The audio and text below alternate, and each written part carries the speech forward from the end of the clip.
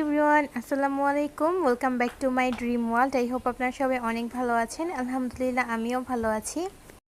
এক কথায় বলতে গেলে আমি এই দিনটাতে অনেক বেশি ভালো ছিলাম, অনেক এক্সাইটেড ছিলাম। কারণটা আপনারা ভিডিওটা শেষ পর্যন্ত দেখলেই বুঝতে পারবেন।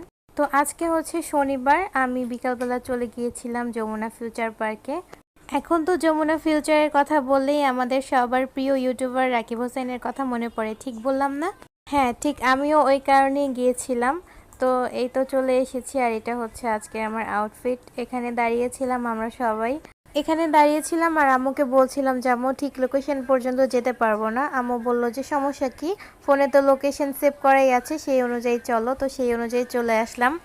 আমার যে কত বড় একটা ড্রিম ছিল, এখানে আসার পর এক নিমিষেই আমার সেই ড্রিমটা ভেঙে গেছে। কারণ শপে ভাইয়া আপু কেউই ছিল না। আমার মনটা এত খারাপ হয়েছে। পরে আম্মু বললো যে মন খারাপ করো না, পরে একদিন আবার নিয়ে আসবো, এখন শপটা ঘুরে ঘুরে দেখো, কি আর করার। তো এখানে ভাইয়ার সাথে তো ছবি তুলতে পারিনি, তাই ভাইয়ার এই পিকটার সাথে একটু ছবি তুললাম, ভিডিও করলাম। ভেবেই মনকে সান্ত্বনা দিচ্ছিলাম যে না, আবার আসবো, তখন হয়তো দেখা হবে। তো এটা হচ্ছে অন্তরাপুর শপ। এখানে এসে আমি একটু পিক তুললাম আর ভিডিও করলাম।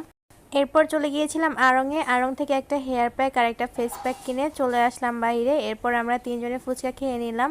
তো এরপর বাসায় চলে এসেছি, আর কিছুই ভালো লাগছে না। That's it for today, by.